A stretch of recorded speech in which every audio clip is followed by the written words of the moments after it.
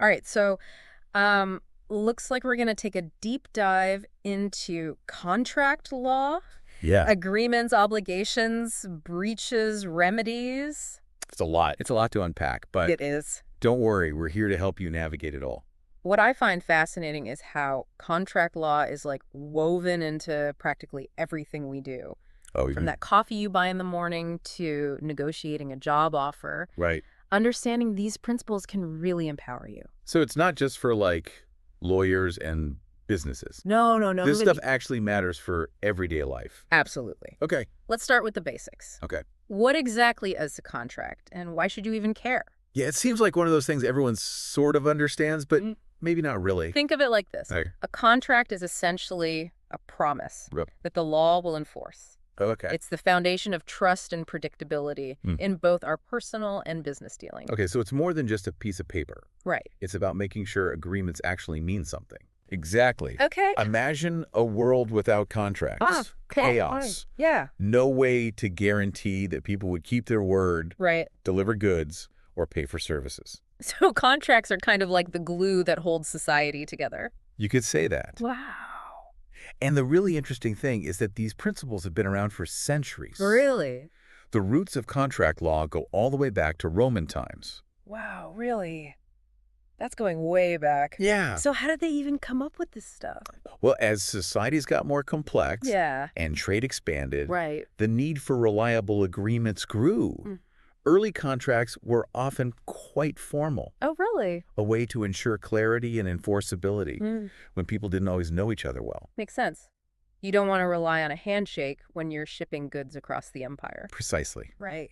And you know what's really cool? What? The development of contract law is closely tied to the ideas of Adam Smith, Okay. the economist famous for division of labor. Okay, I'm intrigued. Tell me more. So Smith argued that specialization makes everyone more productive. Okay.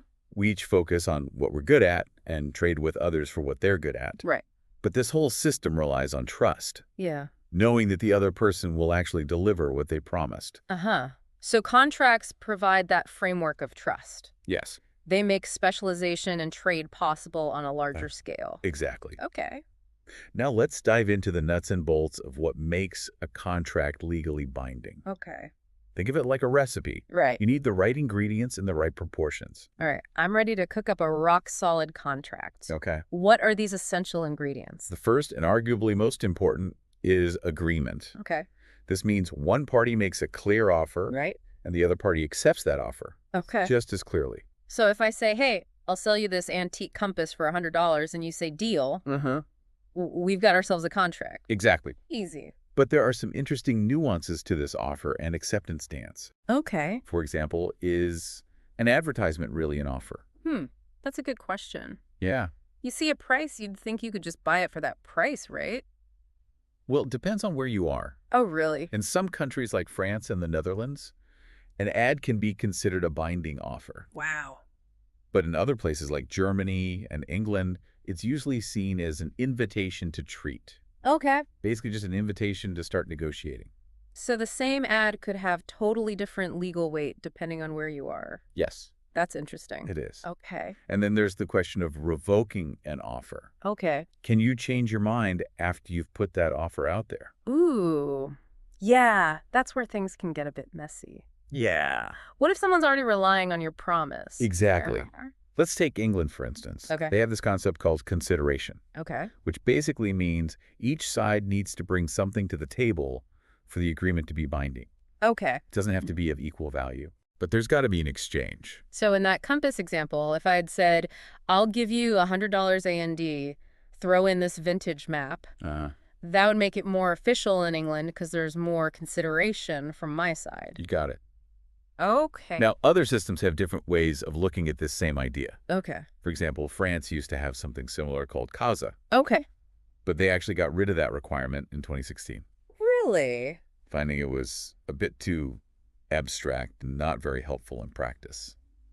Contract law always keeping us on our toes. It is. So we've got the offer, the acceptance, the consideration. Yeah, Anything else tricky about this agreement stage? absolutely. Okay. One thing that often causes confusion, Okay. especially these days, is figuring out the exact moment a contract is formed. Oh, yeah. Is it when you hit send on that email? Right. When the other person receives it? Yeah. When they actually read it? That's a head scratcher with all the ways we communicate now. It is. In the time it takes to send a text, a whole deal could be made or broken. Exactly. Wow. And different countries have different approaches to this, too. Okay. Some say the contract is formed when the offer reaches the other party's inbox, Okay. even if they haven't seen it yet. Okay. Others, like England, say it's formed the moment you hit send, Oh, wow. even if the email gets lost somewhere in the digital abyss. Wait, so I could be bound to a contract I didn't even know was finalized because my email acceptance got lost. Yeah. That seems a bit risky. That's the potential downside of that approach. Okay. Though there are usually safeguards built in. Okay. It just goes to show how technology adds a whole new layer of complexity to contract law. Mind-blowing. Yeah. Okay, so we've tackled agreement. Mm-hmm. What's the next key ingredient for a solid contract? It's not enough to just agree to something. Right. You got to mean it, legally speaking. Okay. This is where that English consideration idea comes in again. Yeah. Both sides are putting something of value on the line, showing they're serious about the deal. So it's like saying, I'm not just messing around here. I'm committed to this agreement. Precisely. Okay. And while England loves their consideration, Right. many other legal systems have moved away from it, Okay. finding other ways to ensure that agreements are truly enforceable. It's all about finding that balance between freedom to make deals and making sure those deals actually hold weight. Yes. So agreement, intention.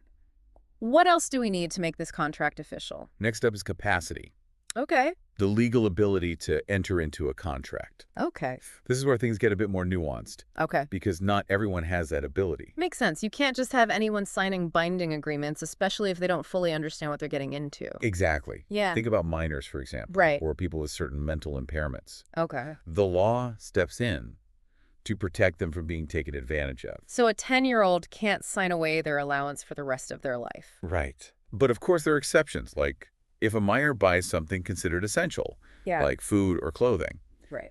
The law tries to find a balance between protecting vulnerable individuals Right. and allowing them to participate in everyday life. It's like a delicate dance between protection and participation. Yeah. Different societies might draw that line in different places. Exactly. Right. For instance, England is a bit more flexible when it comes to minors signing work contracts. Okay. As long as those contracts are seen as beneficial to the minor, Okay. a young musician with real talent might be able to sign a contract, even if they're not yet 18. Okay. It's all about weighing those potential risks and benefits. So what's the final ingredient we need to bake this contract? This last one isn't always needed, Okay. but it's important to know about. Formalities. Formalities sounds a bit stuffy. I know, right? Yeah. But sometimes it's not enough to just say yes. Right. Some contracts need to be in writing or witnessed or even notarized to be enforceable. Oh, like when you buy a house? Exactly. There's a ton of paperwork involved in that. There is. Yeah. Big deals like real estate or major donations Right. usually require these extra safeguards. Okay. These formalities help make sure everyone understands what they're getting into and create solid evidence of the agreement. So it's like putting a big official stamp on the agreement. This is for real. Precisely. Okay. And these are just the basic building blocks of a contract. Right. There's a whole world of details, clauses, and interpretations waiting for us in the fine print. Uh-oh. But we'll say that for the next part of our deep dive. I was going to say, we're running out of time. Yeah. But that's all right. We'll pick it up next time. We will. Okay, sounds good. All right. All right, so we've got our contract ingredients all lined up, but I have a feeling it's not always as simple as just mixing them together, right? You're absolutely right. Yeah. Even when all the elements are in place, sometimes the real challenge lies in figuring out what the contract actually means. That's where interpretation comes in. Okay. Yeah, contracts are notorious for being full of jargon and legalese. Yeah. Where do we even begin with deciphering all that? Well, the guiding principle is to figure out the common intention of the parties. Yeah. Sounds simple enough, but Yeah. what happens when the wording is vague Right. or the parties disagree on what they intended? That's where I imagine things could get really sticky. Yeah. Whose interpretation wins out in those situations? That's a great question. Yeah. There's a long-standing debate between subjective and objective interpretation. Okay. Subjective approach looks at what the parties actually thought they were agreeing to, while the objective approach focuses on what a reasonable person would understand the contract to mean given the wording and context. So let's say I'm selling you a classic car, Okay. but we have very different ideas of what classic actually means. Yeah, Could that lead to trouble? absolutely. Yeah. Now, England adds another layer of complexity with its parole evidence rule. Essentially, once an agreement is in writing, Okay.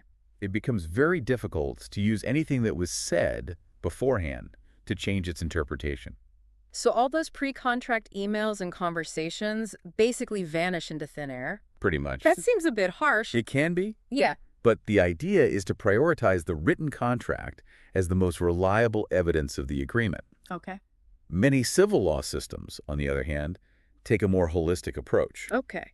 They consider all the surrounding circumstances to figure out what the parties truly intended. So it's more about like the spirit of the agreement than just the letter of the law. Right. Okay. And what about the idea of good faith? Yeah. Doesn't that play a role in contract interpretation? I would imagine so. Absolutely. Yeah. In many systems, good faith acts as a guiding principle. Okay. It encourages parties to interpret contracts fairly and reasonably. Okay. Even when the wording might be a bit ambiguous, it's about honoring the spirit of the agreement, not just sticking to the letter of the law. So even if the contract isn't crystal clear, there's an expectation that everyone will act honestly and fairly. Exactly. Okay. Although I should point out that England hasn't traditionally embraced the concept of good faith in the same way as many civil law systems. Oh, really? But even there, courts are increasingly considering fairness and commercial reasonableness when interpreting contracts. It makes sense that the legal system would try to promote fairness even in the cutthroat world of business. You got it. Yeah. But here's the thing. Even with the best intentions, contracts can't predict every possible scenario. Of course not. What happens when the contract doesn't address a specific issue that comes up? Yeah. Life is full of surprises. It is. So how do you deal with those unexpected situations? That's where gap filling comes in. Okay. There are default rules. Think of them like standard operating procedures that kick in when the contract is silent on a particular issue. Okay. And then there are ad hoc solutions tailored to the specific situation, Okay. often guided by principles of fairness and reasonableness. So it's like the legal system provides a safety net Yeah. to help bridge those unexpected gaps in the agreement. Exactly. Okay. And you know what's interesting? Right. English law has this fun little test for gap filling called the officious bystander test. Okay. Imagine you and I are signing a contract, and a nosy bystander is listening in. Okay. If that bystander said, well, obviously you meant this, and we both agreed, Right.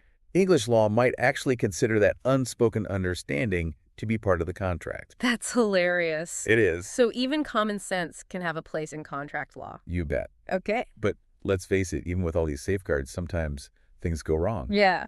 Contracts get broken, promises get shattered, Right. and that's where we enter the world of breach of contract. DUN. Okay.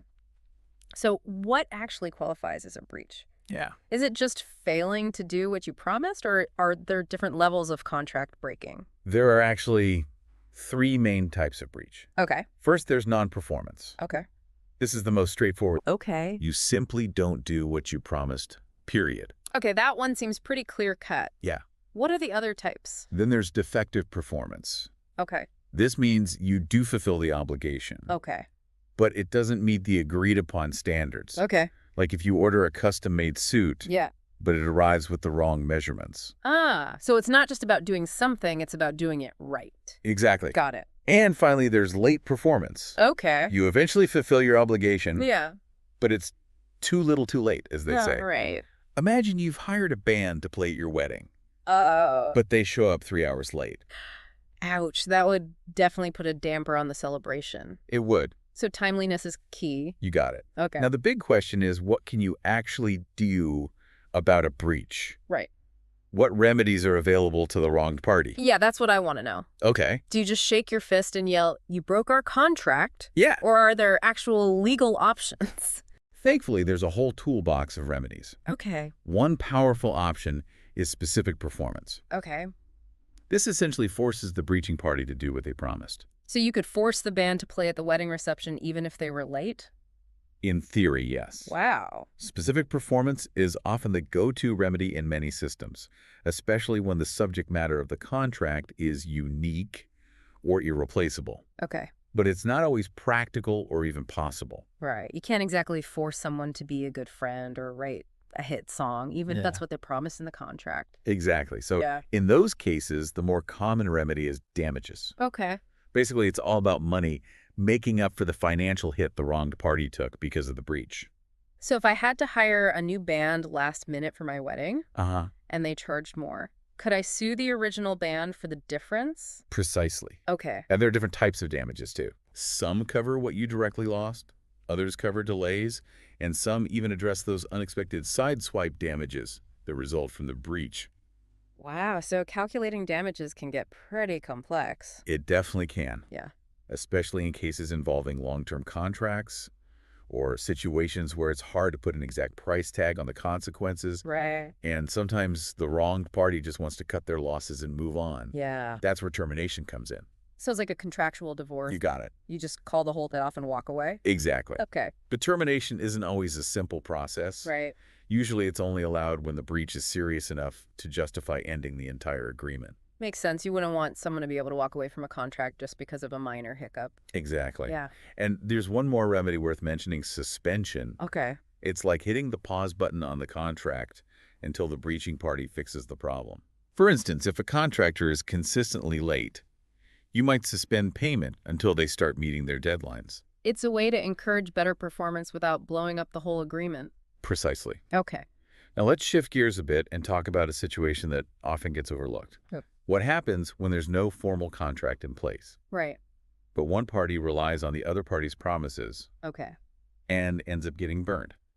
That sounds like a recipe for disaster. It can be. Yeah. Is there any legal protection in those situations? That's a good question. You're talking about the murky world of pre-contractual liability. Okay. And that's where things get really interesting. Pre-contractual liability, it sounds a bit intimidating. Yeah. What exactly are we talking about here? Well, imagine you're a small business owner Okay. and you've been in talks with a big company about a potential partnership. Okay. You've spent weeks, maybe even months, Yeah. preparing presentations, attending meetings, Mm-hmm. maybe even hiring extra staff in anticipation of this big deal. Sounds like a lot of time and money invested. Exactly. Yeah. But then, at the last minute, the big company pulls out, leaving you with nothing but a pile of expenses and dashed hopes. Ouch. That's gotta hurt. It does. So what can you do? Can you sue them for wasting your time? That's where it gets tricky. Okay. Different legal systems have very different approaches. Okay. England, for instance, tends to take a tough luck stance. Okay. They place a strong emphasis on freedom of contract Mm-hmm. and haven't traditionally recognized a duty of good faith in negotiations.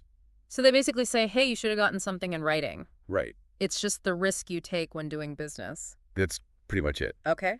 The English courts are concerned about creating too much uncertainty in the business world. Right. They want to encourage parties to clearly define their obligations in a signed contract Yeah. rather than relying on vague promises. I can see their point, but it still seems pretty unfair to the party who gets left hanging.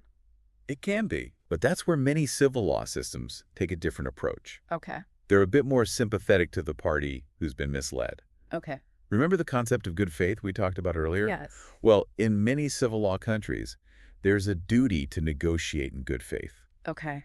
meaning you can't just string someone along with no intention of actually striking a deal.